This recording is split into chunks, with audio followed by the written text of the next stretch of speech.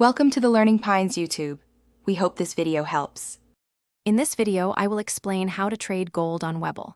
We'll start by identifying the various gold-related assets available on the platform. Then, I'll guide you through the simple steps to place a trade, ensuring you understand the process clearly.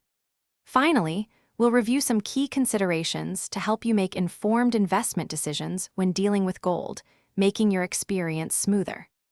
Finding gold investments on Webull is straightforward.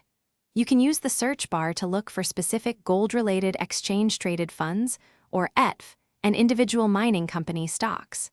Many investors also consider commodity-linked funds for a more diversified approach to gold.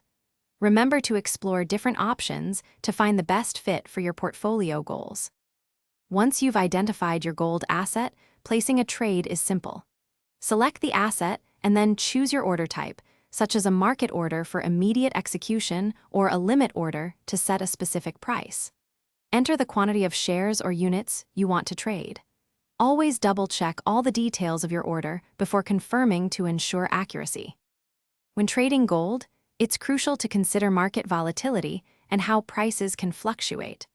Always align your trades with your personal investment goals and your comfort level with risk.